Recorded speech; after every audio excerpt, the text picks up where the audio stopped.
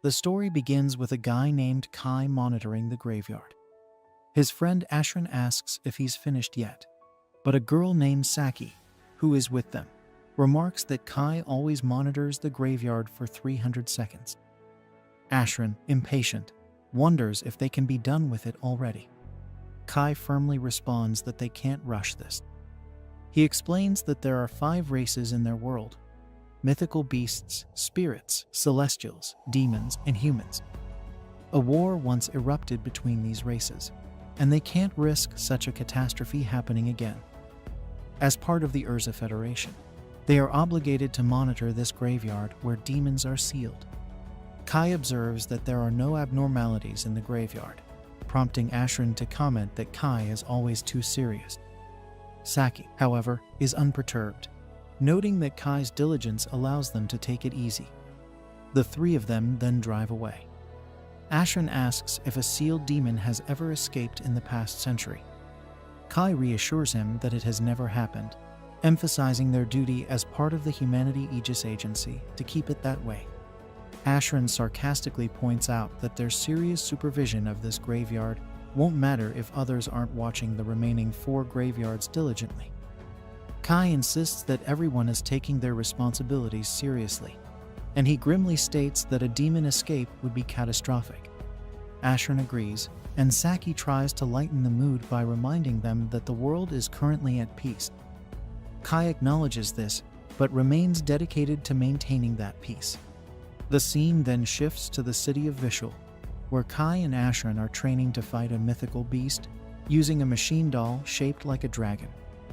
Despite the system warning Kai that he isn't strong enough to face the monster, he persists. His attack fails to harm the beast, and it nearly defeats him until Saki halts the training session just in time. She cautions Kai not to push himself too hard or risk injury. Kai argues that training without taking risks is pointless.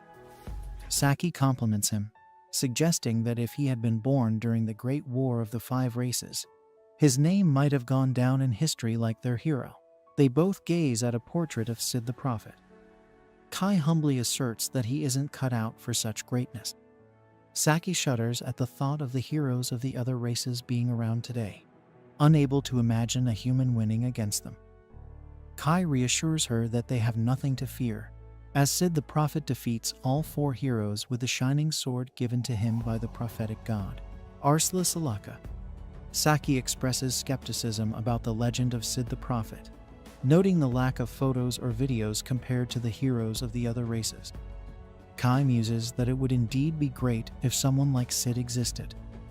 Saki then wakes Ashran, who was napping after his training session, and asks both of them what they plan to do about Jean's promotion celebration. Ashran suggests giving Jean a bouquet of flowers, but Saki disagrees. She explains that Jean, who is transferring to the headquarters of the royal capital of Urzak, and is the youngest ever to be selected at just 17, will surely receive plenty of bouquets from everyone else. They should strive to get her something different.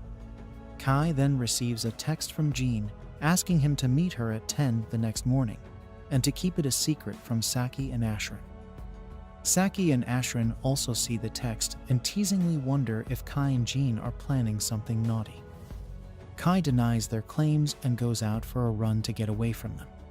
The next morning, he waits for Jean, who arrives punctually, surprising him as she is usually late by at least an hour. She retorts that being on time is the least she can do since she will be transferring to Urzak next week. Noticing his flashy outfit, she comments on it, and Kai explains that he came straight after his morning training. Jean remarks that Kai might be the only person unfazed about going shopping with her. Kai wonders if she wants to go shopping with someone else, only to realize she is being sarcastic. They begin browsing shops, and Kai learns that Jean wants to buy presents for Ashran and Saki, as this might be the last time she sees them before her transfer. Kai thinks she is exaggerating since her transfer will only last for 2 years, and she will be back after that. However, Jean points out that by then, Saki and Ashran will have completed their military service and become civilians. She and Kai will be the only ones remaining in the Humanity Aegis Agency, and this thought saddens her. Kai tells her not to be so gloomy, reminding her that her goal is to surpass her father, the Ursa headquarters chief.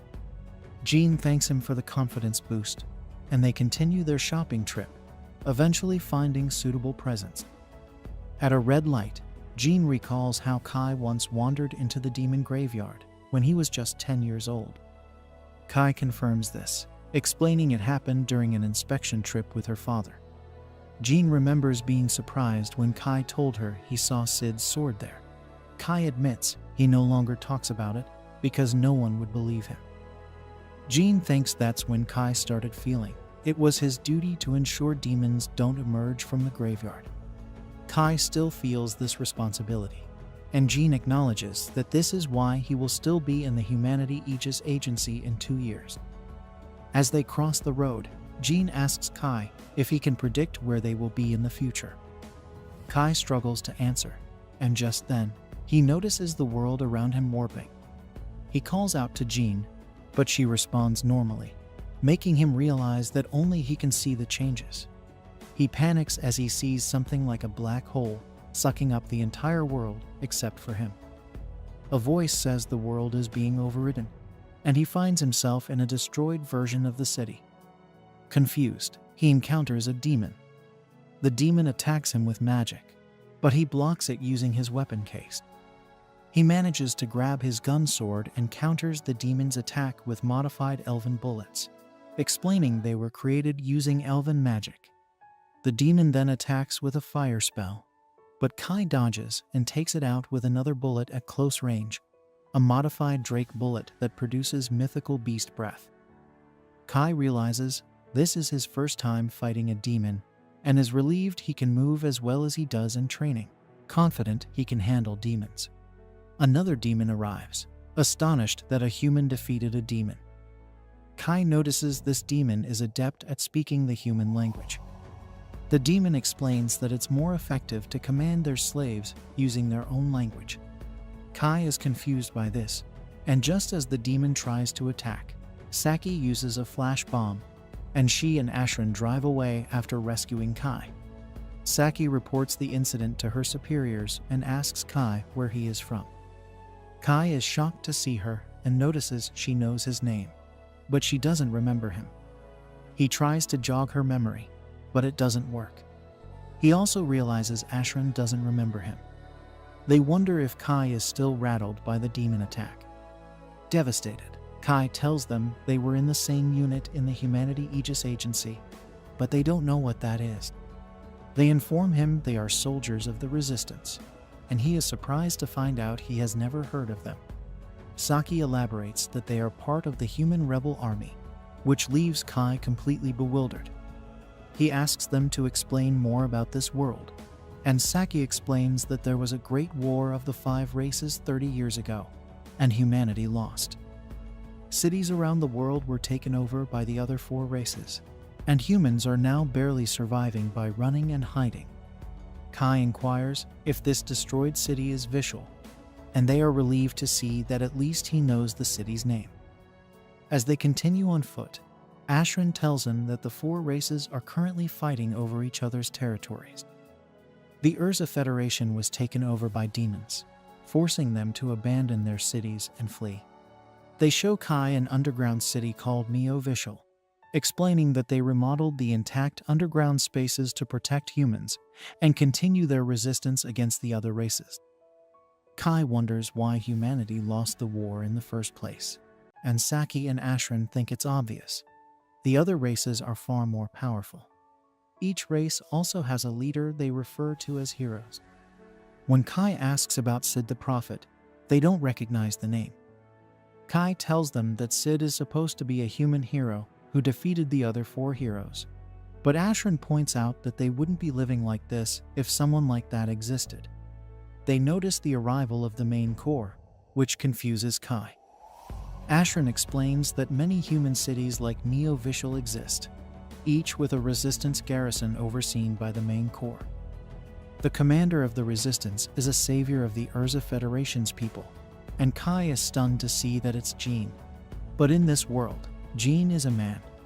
They report to Jean, who inquires about Kai. They explain that they secured Kai on the surface and that his memories are a bit hazy. Kai is shocked to see Jean as a man and tries to tell him about their recent shopping trip.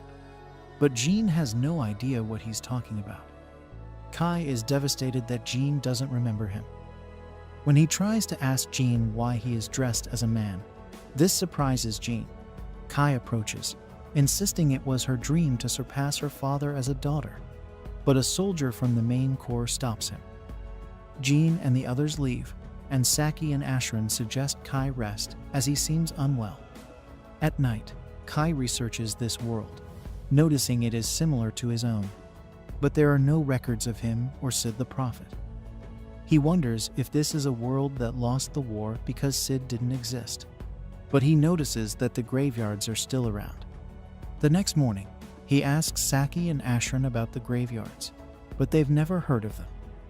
Kai asks to borrow Ashran's car, and Ashran hands him the keys reflexively. Saki wonders what he's doing, but he drives to the graveyard. On the way, he notices demons closely monitoring urban areas. At the graveyard, he sees that the seal is open. He heads inside, thinking that Sid's shining sword might be there, and he finds the sword. Realizing the legends were true, he draws the sword. He then hears a voice instructing him not to relinquish the sword, called the code holder, as it is also the world coordinate key. A door opens in midair, and Kai steps through. He finds himself in a place resembling heaven and wonders where he is. He sees an altar with a chained girl on it. Unsure if she is an angel or a demon, he draws his sword. The girl, crying, asks him to release her, surprising Kai that she would seek help from a human. Considering that humans and the other races are locked in war, he is confused about what is happening. Despite the dire situation, Kai hesitates to free a demon, but he can't just abandon her either. Hoping she won't attack, he attempts to break her chains with his blade, but nothing happens. He then tries his rifle, but even a shot fails to cause any damage. Kai considers using the sword he found in the cemetery. Unintentionally, Sid's weapon manifests, clearly indicating it's the solution. With a simple strike, the chains shatter, freeing the prisoner. Rin, regaining consciousness, pulls away from Kai's lap and angrily shouts, demanding Vanessa's return and claiming she hasn't lost. Ignoring Kai, Rin asserts she won't be defeated by a mere lackey demon and attacks. Dodging the first spell, Kai sees a massive energy wave forming when the system's voice prompts him to cut off the fate of death. Using his blade, the young human slashes the spell in half, leaving Rin incredulous. Rin questions how a weak demon could destroy her attack, so Kai turns his back to show he is human, with neither wings nor a tail. Realizing her mistake, Rin apologizes for her behavior, explaining that her hatred for demons makes her impulsive. When Kai asks about her species, Rin avoids the question and asks to leave it aside. Accepting this, Kai asks where they are, but Rin herself doesn't know, having ended up there after fighting Vanessa. Alarmed, Kai confirms if she's referring to the Dark Empress and heroine of demons, as that is no ordinary opponent. Rin affirms Vanessa's capability of devastating entire demon armies, but emphasizes what she witnessed from Kai. He was about to explain the sword's role when a robotic woman announces the awakening of a singular destiny entity, posing a gigantic threat to the New World Order. The robot initiates sealing through last risers and attacks Kai and Rin with all its might. As the structure around them shatters, they try to evade, but the machine uses a portal to grab Rin, initiating Code Zero, which conjures magical orbs that injure her. Seeing this, Kai reacts, using Sid's sword to cut the metallic claw holding Rin. The machine is stunned by the forbidden sword, and while Rin sees Sid's image reflected in Kai, he teleports them both to a distant location. Safe, Rin confesses her fear with a strong hug, which Kai reciprocates. Analyzing their situation, he asks if Rin has any companions. She has none, explaining it's the first time someone has done something like this for her. Celestial spirits and beasts rejected her, and demons called her an abomination. This led her to duel their leader, Vanessa. Similarly, Kai feels isolated, as no one remembers him in this world. He believed humans won the Great War of the Five Races, but now sees his city in ruins. Rin didn't know this, noting that humans were winning after a hero's appearance before her fight with Vanessa. Kai asks if she knows Sid, but she doesn't. Still, he is content to share a story about Sid, calling Rin his companion, a term that strengthens their bond in this dark universe. As they begin their journey, Rin faints, and Kai carries her on his shoulder. They need to pass through the city, and although Rin generally distrusts humans, she trusts Kai. Later, lying in bed, Kai feels the weight of the day's events. On their way to the city, Rin panicked in the car. Although she can hide her wings, her behavior draws attention. Hearing her sing in the shower, Kai is surprised other races know how to sing. Suddenly, she runs out in a towel, alerting him that the water stopped flowing. She finds it unfair humans have hot water, while she bathed in cold rivers and lakes. Kai's bed is soft, unlike the underbrush and rocks she slept on. However, now this human city is in ruins, as Kai said. He finds it hard to believe the historical outcome of the Great War has reversed. Rin bets they will find a way out and return to their world. For now, hope is all they have. As they sleep, Rin enjoys a warm bed for the first time, while Kai tries to rest on the floor. However, his rest is interrupted when Rin senses a strong magical presence nearby, firmly stating a demon is close. The city's sound system announces an enemy attack, urging civilians to evacuate. Stepping into the street, Kai laments that one of humanity's last refuges is in danger, believing his race is cornered with no savior.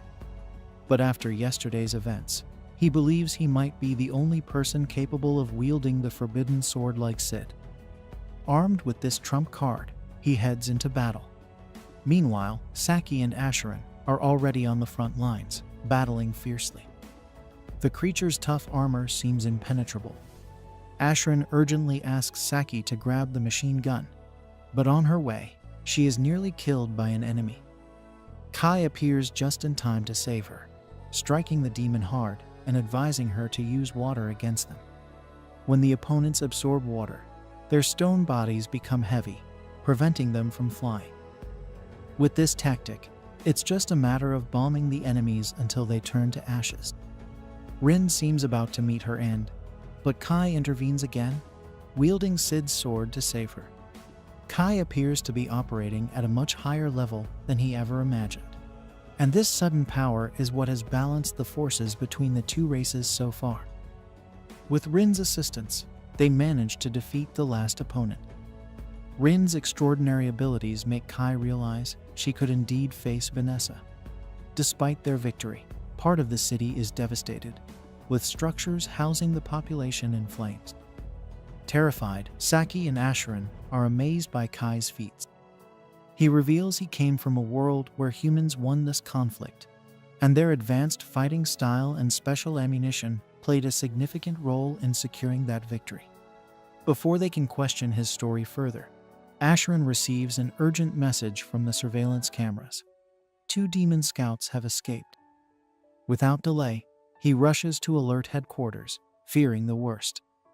The demons now know the location of their refuge and will return with more forces next time. Saki asks Kai to accompany them to HQ, believing Jean could use his strength in the war. He agrees.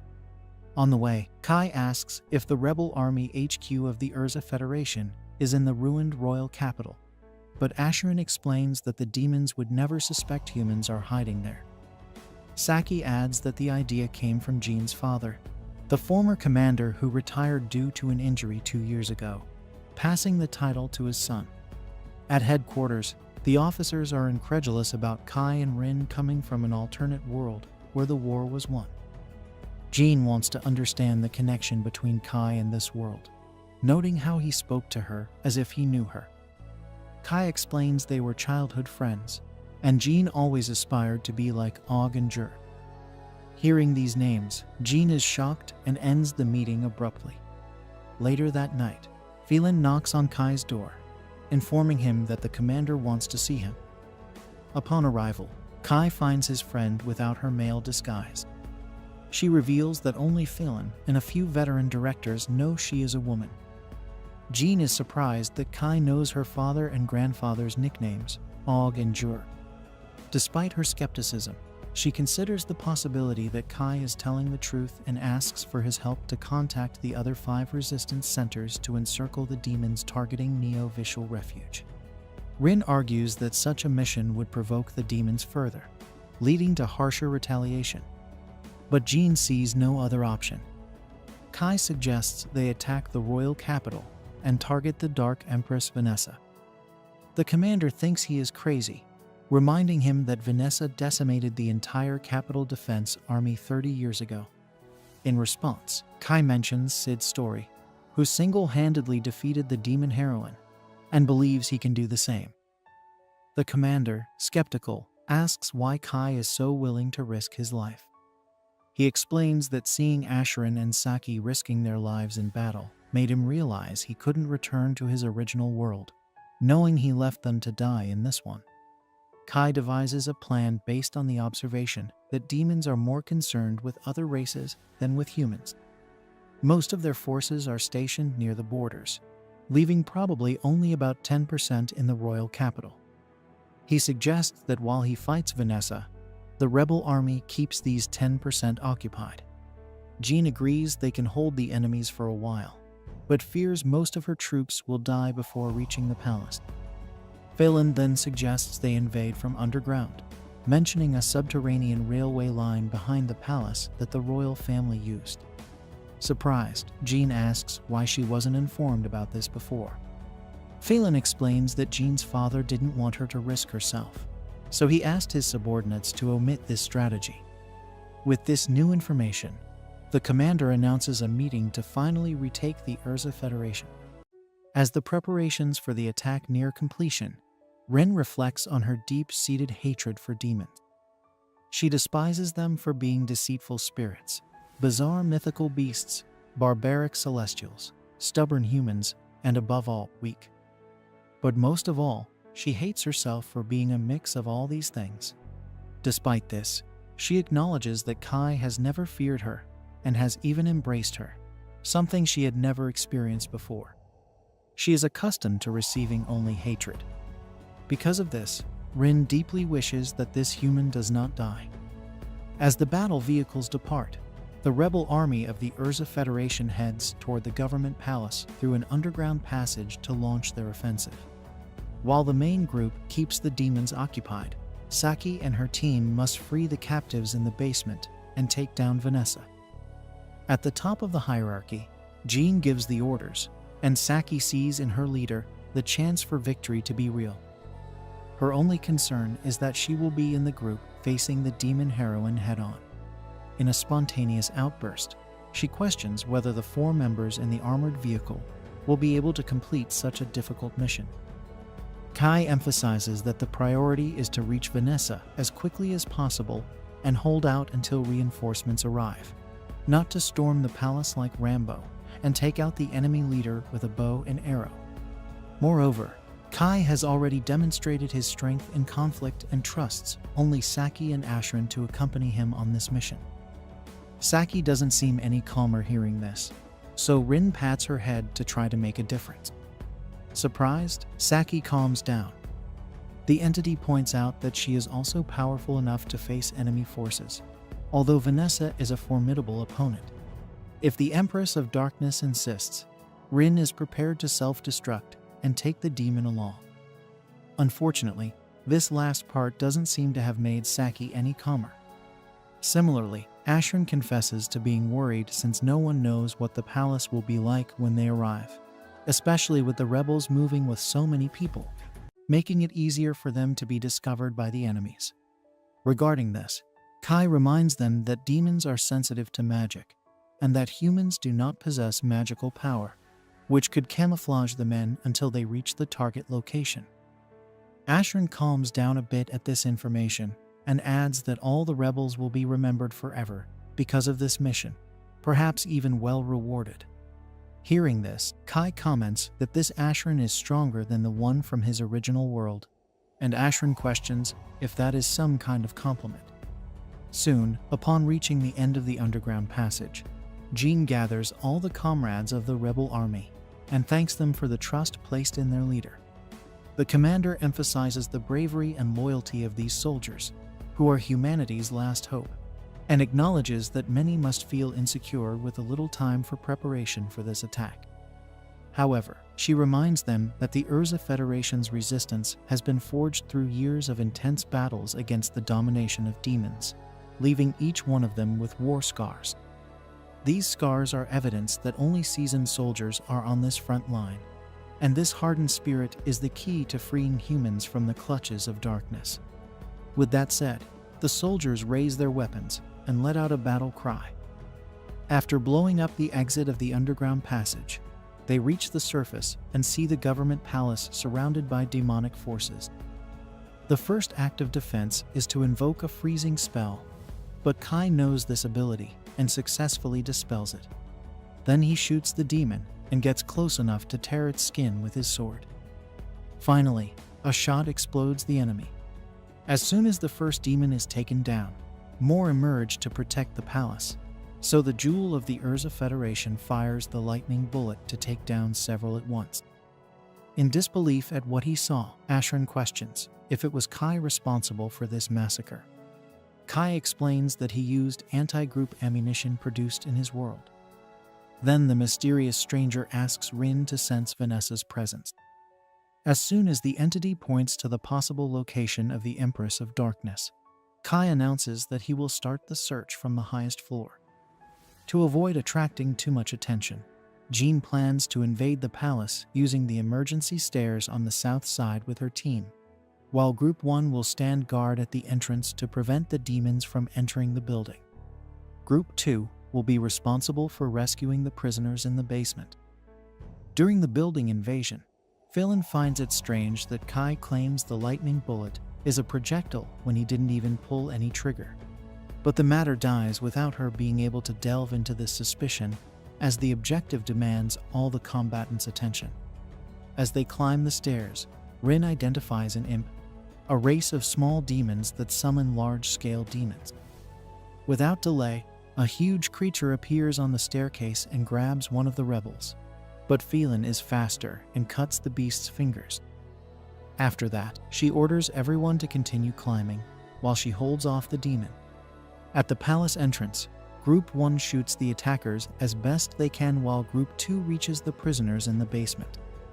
The main team continues on their way with the commander in the lead until she is hit by an electric trap that makes all the soldiers apprehensive.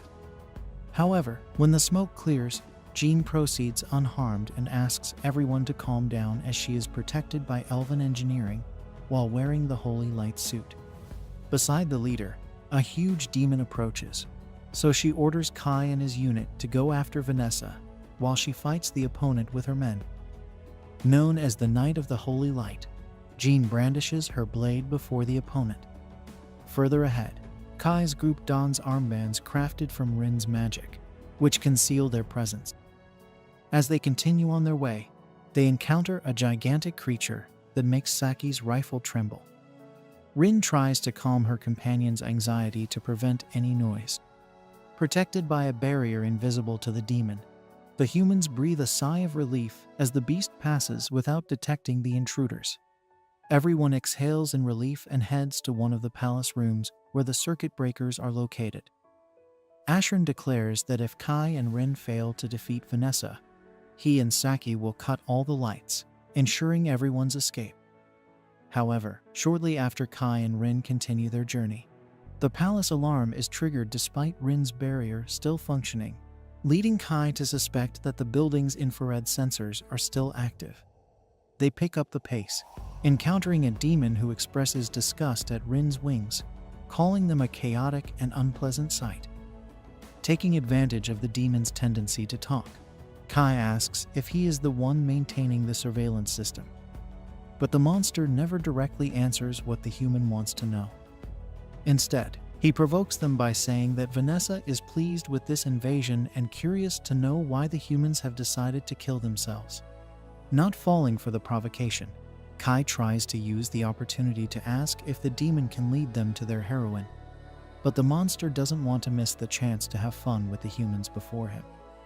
With that, the creature and his subordinates summon fireballs, prompting Rin to hurry and grab Kai, dodging the flames with her wings. After escaping the first barrage, Rin throws Kai to the ground and isolates him from the battle with an ice wall so he can continue his path toward Vanessa. The demons, smelling angelic, elven, dwarven, spirit, and dragon scents on Rin, along with a demonic odor, are confused and ask what she is. Even Rin doesn't know. All she knows at this moment is that she hates these hideous creatures. Meanwhile, Kai finds a huge gate and enters the throne room, where Vanessa welcomes the human. In front of her, Kai can't help but tremble slightly. At the same time, Jean faces the gigantic demon, but struggles to penetrate the opponent's armor. She unlocks her weapon's form, revealing the moon longbow, finally piercing the enemy's armor with an arrow. Nearly dead, the demon observes that the intense elven magic Jean is using gradually consumes her life, as humans are not prepared to handle this kind of influence. For this reason, the demon believes the commander has chosen death. Jean drives her sword into the demon's head and confirms that she has chosen to die because only then will humanity be able to win this war. Suddenly, another enemy attacks her from behind, but Phelan returns in time to repel the threat. The three-headed hellhound rises again and notes that he has heard of Dragonar, a human who fights using a dragon's fang as a weapon, just like Phelan. Meanwhile, Vanessa asks if Kai is not going to put down his weapon, as many others did upon discovering that the demon leader is a succubus. That way, she could lie with him to pass the time. Kai refuses the proposal and states that the nature of the demon is madness driven by violence. Vanessa laughs and acknowledges that the boy reacted well, as many become her slaves with just a simple charm like this. She then asks if the human present is the rebel commander wearing the elven suit, but Kai claims he is just an outsider from a world where Vanessa was defeated. Though skeptical, the Empress asks who managed to bring her down in that situation. Kai says it was the humans faced with infinitely more dangerous threats. Vanessa laughs even more upon hearing that she died at the hands of a human. Then Kai explains that it wasn't just any human, but the prophet Sid. Hearing this name, Vanessa loses all her grace, as it reminds her of many unpleasant things like the code holder and the world reincarnation. She changes her stance and attacks the human with magic, but Kai breaks the spell with little difficulty, leaving Vanessa incredulous. Without giving her a chance to think, Kai counterattacks with his sword and slashes her chest, but it was just a succubus illusion. The real Empress of Darkness nearly blows him up from behind. Vanessa praises Kai's ability to dodge and his weapon, which besides nullifying magic, unleashes an attack similar to a dragon's breath. This makes her start to believe that he really came from another world. More cautious, she invokes Glory, a purgatory in the form of flames that pulverizes the wall behind Kai, but he manages to escape. Irritated, she promises to end the fight by conjuring the chaos explosion, which shatters the entire building's floor in a devastating blast, shaking every part of the structure. Sovereign in the skies, Vanessa assumes there is no being capable of escaping this attack, unless it is a hero of the 5 races. However, Kai Sakura Vento remains standing before her. Frightened, Kai imagines that Sid's sword saved him once again. Then, Rin arrives, battered and with several wounds, fearing that Kai had died. Suddenly, a portal opens in the sky, and metallic claws hold Vanessa. A metallic voice announces that it detected unexpected fluctuations in the demon heroine after Vanessa heard the word Sid. For this reason, the robot initiates an excision by Last Riser to erase Vanessa's code from the world. But the Empress of Darkness reacts with the ability to be glorious. According to the succubus, she will not be defeated by Amir Alria Hound. Taking tremendous damage, the robot retreats back to the portal, leaving Kai and Rin terrified by the strength the demon heroine demonstrated. Rin notes that Vanessa has always been strong, but the one from the other world was not as terrifying as this one. Irritated, Vanessa notices that some wounds on her body are not healing, but that doesn't change the fact that she is going to crush the two opponents before her. Rin thought the fight was a lost cause and encased herself and Vanessa in a barrier. She urged Kai to escape while she held Vanessa back, but he hesitated. Vanessa recognized the barrier of the spirit race and taunted Rin, saying it was too weak to contain her.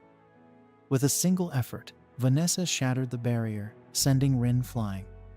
Vanessa then tried to attack Rin, but Kai intervened, drawing her ire. Vanessa's explosion attack hurled Kai against a wall, leaving him motionless and bleeding. Believing him dead, Rin despaired as Vanessa mocked her, asking what she would do now that her friend was gone. Rising with dark energy surrounding her, Rin's wounds began to heal. She declared she would not forgive Vanessa. Vanessa, taken aback, watched as Rin transformed into a chaotic being, a blend of all 5 races. Rin launched a furious assault, landing powerful punches. Vanessa realized this was Rin's true form and managed to stop her punches, noting Rin's ridiculous power and appearance. Vanessa suggested that Rin might have saved Kai if she had revealed her true power earlier, understanding her fear of showing her real self to a human. Humans, after all, feared or hated other races. Vanessa admired Rin's radiant form as a demon, but pointed out it made her less human. Rin, enraged, acknowledged the truth in Vanessa's words.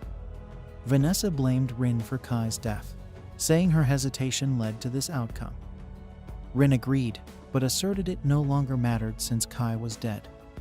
She vowed to take Vanessa down with her, invoking a life-draining curse. Droplets began to fall from both their bodies, representing their life forces. Vanessa was shocked, but the curse was cancelled before it could kill her. Rin was confused, and Vanessa explained that curses depend on the caster's magical power. This was her territory, prepared to weaken intruders' magic, affecting Rin threefold due to her mixed heritage. Vanessa commended Rin for lasting so long and wondered why such an abomination existed. In her final moments, Rin apologized to Kai, saying she had tried her best. Vanessa launched a fire spell at Rin, but Kai, miraculously alive, saved her. Both Rin and Vanessa were astonished. Kai told Rin he would be dead if not for her efforts to keep Vanessa occupied. Rin, in disbelief, realized it wasn't a dream because Kai was warm. Vanessa demanded to know how he survived her explosion. Kai credited the code holder and revealed he used a light sword to block the spell. Kai, taking a fighting stance, faced Vanessa, who mocked him, calling him trash for surviving her attacks by fluke. Kai declared he had to defeat her, out of determination and gratitude for Rin's sacrifice. Vanessa, with a creepy smile, questioned if he had a plan, knowing humans often proclaimed their strength and resolve but died too soon to prove anything. She acknowledged the heroes of other races, but dismissed humans as hero-less. Kai said he had no desire to be a hero, but would show her what he could do. He vowed to demonstrate the human spirit, representing humanity in this fight. Vanessa, skeptical, cast an earth spell, which Kai destroyed with the code holder. She appreciated his effort and prepared a fire spell. Kai signaled Ashran to turn off the lights, plunging the room into darkness. Vanessa couldn't locate Kai, as humans lacked magical energy. Seeing the light sword, she aimed her spell, only to find Rin holding the sword, while Kai was behind her. Kai thought about the decade of rigorous training that had led him to this pivotal moment. With a powerful strike, he sent Vanessa flying. Rin quickly handed him his sword, and with it, he managed to defeat her. Vanessa, accepting her defeat, conceded their capital back to him. In her final moments, Rin noticed something unusual about her, and Vanessa began to recall the prophecy of Sid the Prophet and the concept of world reincarnation. As her memories flooded back, Kai was puzzled and asked what she was talking about. Vanessa explained that the world had been rewritten, a phenomenon known as world reincarnation. Kai wondered if Sid had foreseen this, and Vanessa revealed that someone had indeed caused the world to be rewritten. She urged Kai to find that person, suggesting it might be one of the three heroes. Vanessa recounted how Sid had foreseen the strange occurrences and entrusted her with his sword, hiding it away. She explained that the code holder was the key to correcting the world's alteration. Kai struggled to grasp this, as Vanessa and Sid were supposed to be enemies, with records of them fighting in the Great War. Vanessa acknowledged their past conflicts, but hinted at unknown events. She spoke of a forbidden code, the Zero Code, a troublesome magic hidden in the world. She commended Kai for his clever strategy and use of darkness, embodying the human spirit. Frustrated by her loss, Vanessa vowed to return as a succubus and love him to tears before disappearing. Exhausted, Kai fell to his knees, relieved to have defeated the demon hero. The next day, a radio broadcast announced the rebel army's victory in retaking Urza, their capital, and defeating the demon hero. Rebel forces worldwide celebrated the news. In Urza, soldiers rested after the battle, while Kai and Rin conversed on the headquarters' top floor. Kai was still reeling from the revelation that the entire world had changed, and they were unaffected. Rin expressed her desire to return things to how they were, finding the altered world frightening. Kai agreed. Jean arrived, thanking them for their help in reclaiming the capital. Noticing Kai's somber mood, she reassured him, stating that with their help, humans could achieve much more. She planned to rebuild the city even better than it was 30 years ago, delegating the reconstruction to executives who knew its prime. Rin asked if Jean would put down her sword now that the demons were gone.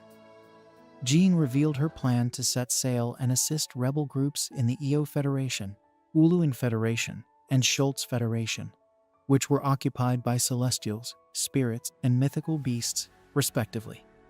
She aimed to unite the rebel forces for a large-scale operation. Fa Lin mentioned talks of a united front, spurred by the news of the hero's defeat. Jean requested Kai and Rin to join their cause, believing their presence would inspire others. She pledged to command the soldiers and provide utmost support, even becoming the greatest commander if necessary.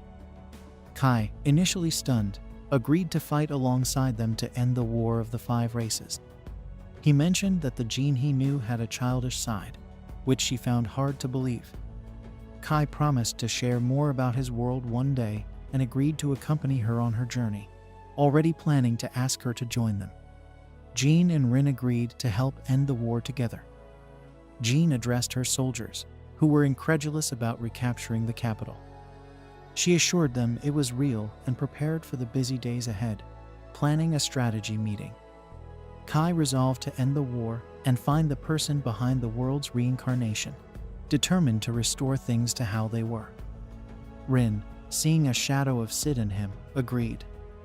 Rin dreams of the time she was fleeing from the monster we saw earlier, and we see that Sid was helping her back then, telling her something important. She then wakes up, finding herself in a car on the way to the Eo Federation. Ashran can't believe they're already on another mission after just defeating the demons. Saki explains that they can't rest because other countries are urgently requesting assistance. She mentions that Jean is their last hope, and she prays the capital will be rebuilt by the time they return. Ashran expresses concern that the demons might recapture the capital, and Kai recalls that after the battle, when they were cleaning up, Rin detected the scent of demons. They followed the smell but found nothing in the area. Rin quickly realized it was a trap, but before they could escape, they were caught in a barrier. They were then confronted by Vanessa's sister, who attacked them. However, Kai used Code Holder to cut through her attack.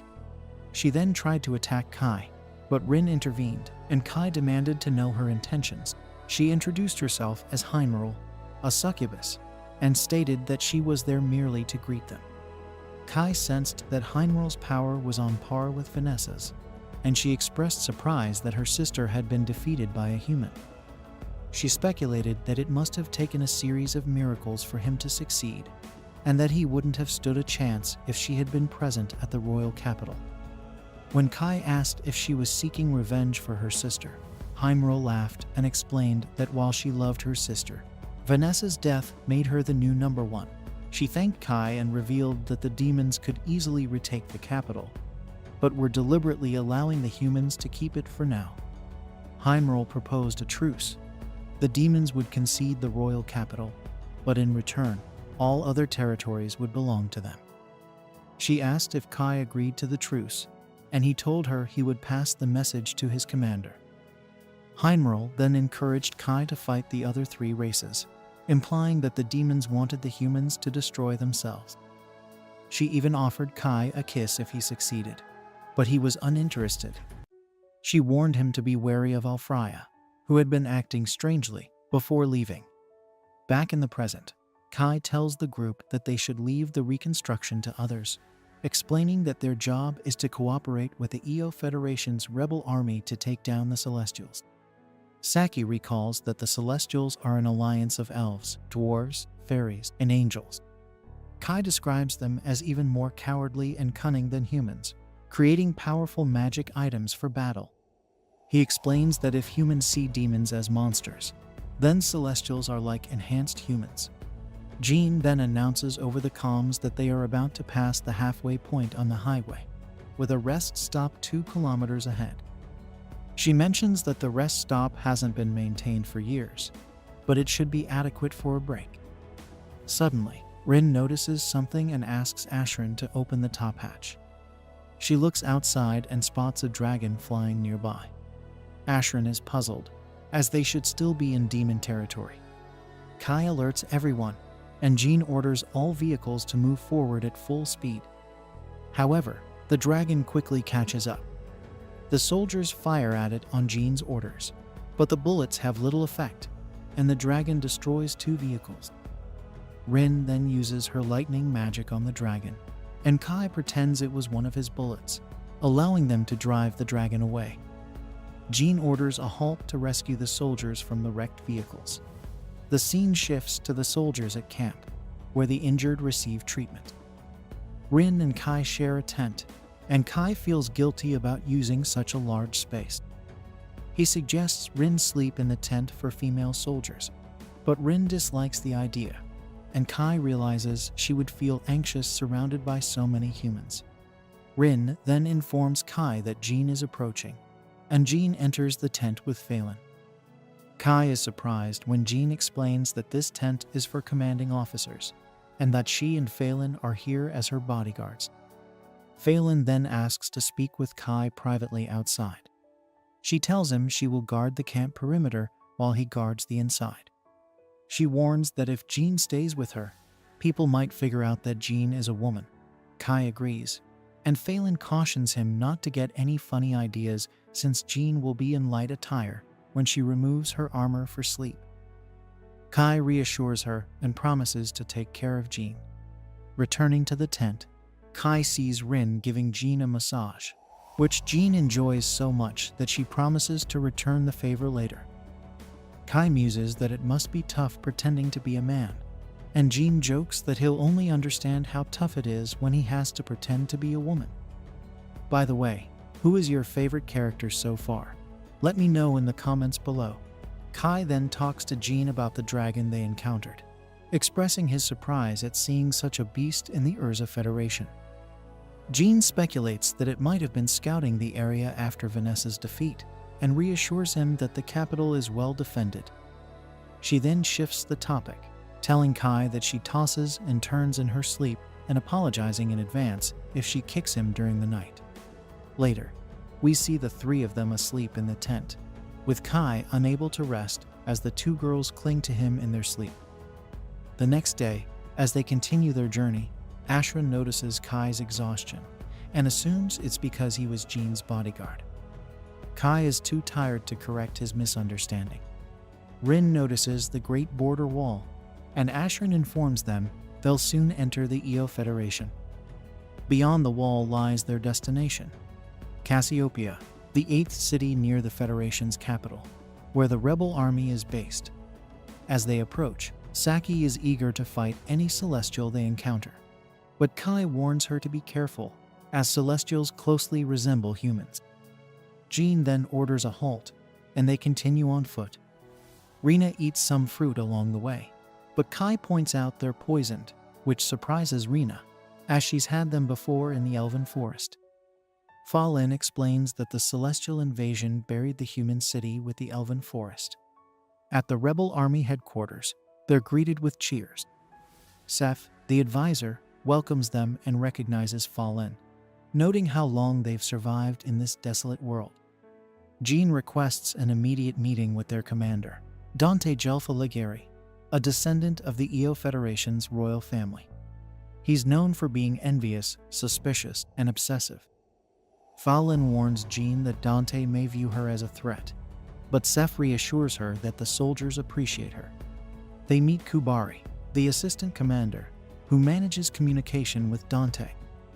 Rin senses something off about Kubari, but keeps it to herself. When they meet Dante, he questions Jean's late arrival, dismissing her explanation about their encounter with a dragon. Dante suspects she's after more glory following her victory at the Urza Federation. Jean clarifies she's there at the rebel army's request, and Dante admits his subordinates acted without his consent. Jean advises him to focus on earning respect from his soldiers if he wants honors. Dante is taken aback by her words.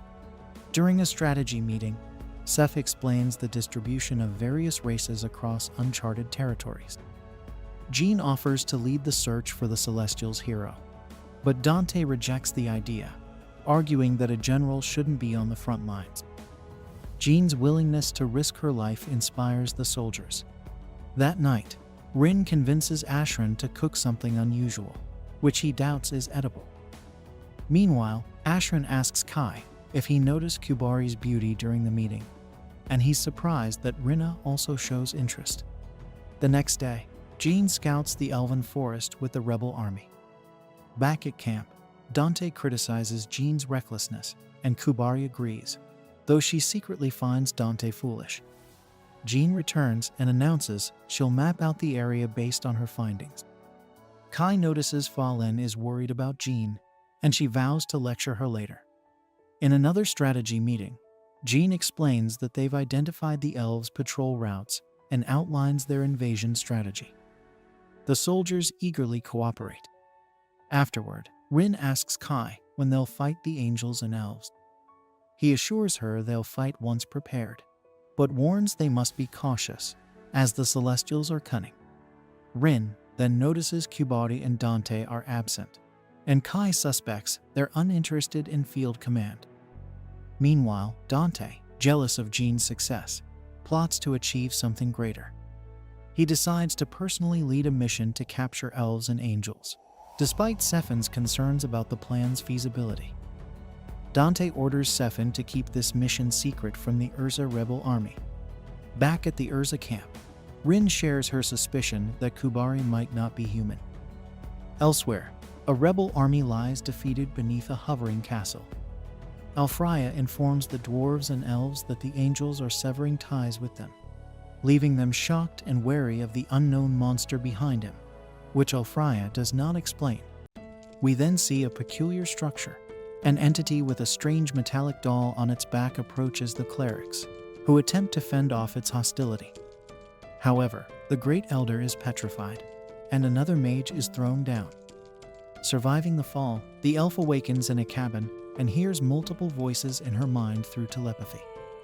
The voices express relief that Priestess Reiron has survived, but remain deeply concerned about the Great Elder. Reiron asks everyone to stay calm, promising to explain everything once she meets with the fairies and dwarves. One of the voices asks what should be done with the captured humans, but the priestess was unaware of this situation. Regarding Jean's battalion, the last contact they had was with Dante yesterday morning before communications were cut off, and no one knows his whereabouts. Kai suspects Dante is being influenced by someone, quickly pointing fingers at his assistant, Quibiri, imagining she might be an elven spy. If true, this could mean there are more enemies within Eo's army, making it crucial for Urza's unit to conduct its own investigation. Following the path, they find dozens of Eo rifles scattered on the ground, possibly indicating that Dante and his battalion fell into a trap. A magical circle is drawn on a nearby tree, though Jean doesn't find this trap particularly hard to spot. However, Kai points out that the real danger is above them. Looking up, Jean sees countless leaves, each with a different magical circle, and realizes the intelligence of the celestial beings. If Kai hadn't pointed it out, she might have mistaken it for sunlight filtering through. The soldier mentions records from his world about this technique, which allowed him to recognize it in advance. He also notes that elves use many traps and always place them close together. Additionally, Rin senses the scent of an elf nearby, prompting the group to go on high alert. Following the path indicated by Kai, the leader questions if the soldier truly knows the way. Kai explains that Rin underwent special training to sense magic, allowing her to sniff out the direction of their targets, guided by the scent of that race. The entity leads the human soldiers to a ruined structure where the scent fades. Without warning, a magical circle on the ground activates, teleporting the team to another part of the forest. Amid the shock, Saki complains that Ashran touched her hand, but he argues that she was the one brushing up against him. Phelan orders them to stay quiet within enemy territory and remains vigilant, scanning all sides of the mysterious woods. Suddenly, a fairy appears in front of the humans, chasing a butterfly until the tiny creature crashes into Ashran's leg and falls to the ground, dazed. After recovering, she asks which forest Ashran came from, mistaking him for an elf, though she doesn't sense any magic from him. The boy explains that he and the others are humans, causing the fairy to flee in fear of being eaten. She quickly reaches a village guarded by elven archers. As the humans arrive, the elves ready their arrows, but a superior orders them to lower their weapons. The elven leader remarks that she never imagined humans could activate the portal, to which Jean replies it's a pleasure to meet Dante's assistant commander again, or rather the celestial spy. Quiberi insists on being called by her name, while Jean wants to know what happened to Dante and the others. Quiberi informs them that everyone is alive, but that they inhaled dust from a colony of paralyzing plants, rendering them immobile for several days. Jean demands the prisoners be released, but the elf imposes a condition: the humans must fight against the angels. Kai questions this, given that elves and angels are historical allies, to which Quiberi reveals they were betrayed by that race. In any case, Reiron is awaiting the visitors, so they should follow the elf into the village. When they finally meet the priestess, she notes that it's the first time humans have entered the elven village, so they might take pride in the achievement, though it doesn't mean they're welcome. Setting that aside, she expresses curiosity about whether the Holy Light Knight and his men truly defeated Vanessa, the Empress of Darkness. When Jean confirms this, Reiron mentions that the armor the human commander wears is an elven garment and wants to know how Jean acquired it. Jean responds that she found it 10 years ago along the borders of the Urza Federation, a magical item demons had stolen from the Celestials. Her unit ambushed those enemies, and the armor was among the spoils. Since no elves were killed in the process, Reiron sets the matter aside and proposes a deal with the humans. If the prisoners are returned, the priestess wants Jean and her troops to rescue the Great Elder from the hands of Lord Alfreya. Kai is stunned to learn that the celestial hero himself captured such an important figure for the elves. Reiron feels both pleased and perplexed. She remembers the entity as kind and warm, but everything changed when Alfreya decided that elves, dwarves, and fairies should bow to the angels, igniting widespread revolt. Reiron accompanied the Elder to represent the races and appeal to the celestial hero, but he refused to listen and, moreover, captured the Great Elder. Kai questions whether the elves couldn't directly confront the angels and carry out the rescue, and the priestess confirms this. However, Phelan raises the possibility that this story could be a trap. as a combined ambush by elves and angels could annihilate the human resistance. To prove the truth of the priestess's words, Quiberi offers her own life, agreeing to accompany the men to the angels' palace. If they find that Reiron has lied, they can kill Quiberi whenever they wish. Despite this brave gesture, Phelan immediately refuses, stating that the life of the elven priestess cannot be worth more than the 6 human fighters and the 20 hostages. The elf, therefore, offers herself as collateral. Quiberi is devastated, recognizing the tremendous loss it would mean in the absence of the Great Elder. But Reiron insists, stating that this is their only chance to resolve the situation, even if it costs her life. Preventing a war between the celestial beings is crucial, so the priestess instructs the dwarves and fairies, who are lurking nearby in the forest, to return to their places and refrain from attacking just yet. Next, she calls the small fairy Silk, whom the fighters had encountered earlier. Silk casts a spell that brings enormous water lilies closer to the shore, where the humans should sit while the details are explained. As night falls, Kai watches Rin sleep at the camp they set up. Reiron doesn't understand why the humans stay awake when they should be lighting a fire, assuring them that neither she nor any elf plans to attack them while they sleep. Hearing this, Kai lowers his guard slightly. Reiron then mentions that Jean told her the boy and girl now sleeping were the ones who defeated Vanessa. She wants to know how that was possible and whether the methods used by the man would be effective. Once they reach the Palace of the Angels, there might be a confrontation with the Celestial Lord, and if no one can stop his power, everyone will die. With that, she stands up and warns Kai that if he ever runs away in fear, she won't allow him to leave the forest alive. Despite understanding the elf's stance, Kai doesn't have the answers she seeks. He asks if she knows anything about a human known as the Prophet Sid, but the priestess has no idea, which further diminishes Kai's hopes of learning the truth about this legend. He recalls Vanessa mentioning the prophet's name, something about a global reincarnation Sid predicted, and that Kai should find the one responsible for provoking this reincarnation, as it would completely change the world. As dawn breaks, the humans gather in the search unit designated to enter the Angel's Palace. Saki hopes communication with headquarters works during this mission. As the elf mentioned, the palace is atop a colossal tree, and the humans can't even see the location. Reiron conjures a double trick to teleport their new allies, prompting Kai to ask if the elf is practicing this method to use against the humans. However, the cleric explains that no one fears the humans, only demons, spirits, and mythical beasts. In response to this dismissive remark, Kai notes that demons used to think the same way. He points out that the angels likely have most of their army ready at the border, so the palace might be poorly defended. As he speaks with unyielding determination, the elf acknowledges that they didn't defeat Vanessa by chance, but Kai goes further, mentioning that he knows a human who single-handedly defeated the 4 heroes of the other races. The spell activates, teleporting the group to the top of the tree, where the Angel's Palace is located. A terrible smell of fire and smoke permeates the air, and burning angels appear where the humans stand. Despite this, Reiron realizes that the victims aren't dead, but Kai believes it's time to use this massacre to their advantage, as the path ahead is clear. Guided by the priestess, they navigate through the palace's stages, something Phelan acknowledges would be impossible without her.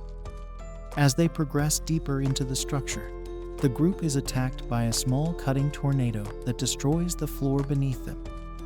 At the source of this power stands an angel who detects the stench from this place, especially from an old acquaintance of Reiron. Upon closely examining the entity's face, the elf recognizes the war angel Vicious and feels sorrow, seeing that even the angels she trusted have joined the betrayal against her race. Vicious declares herself a servant of Valfreya, the Lord of the Heavens, insisting that everything must act according to his will, and that the burned angels at the entrance were foolish traitors who opposed the great leader's orders. The angel warns that soon the great elder of the elves will be executed, serving as a warning to the other races. who will finally understand that they must bow to the angels. Phelan leads Ashran and Saki against the angel, while Kai and Reiron continue the mission. Vicious attempts to block the human's passage, but the shooters successfully prevent her reaction. The angel finds it ridiculous that this inferior race stands against the angels, but Phelan retorts that they've heard enough of that. On the floor above, the group encounters another angel guarding the area. Rin grabs the entity's gigantic hammer to avoid being crushed and throws the enemy away. Reiron spots Rafalo, who is outraged by the elf's rebellion against his master. Rin assures the group that she can handle this threat alone while the rest proceed. Without delay, the remaining 3 members reach the next floor, where Reiron creates magic circles on each pillar. Kai deduces that Alfreya is present, protecting himself with dozens of barriers, while Jean apologizes to the man for leaving the fight against Vanessa to him. This time, she promises to fight alongside him. Once the circles are drawn, the elf activates her power and transports the duo to the place where the Great Elder is imprisoned. In addition to the Elder, Alfreya floats in the sky, demanding obedience from the inferior beings who lack wings and must look up when they see the heavens. According to him, all blessings come from the heavens and are granted to the earth, but he wishes that only the angels receive these blessings. This brings an end to our episode 6.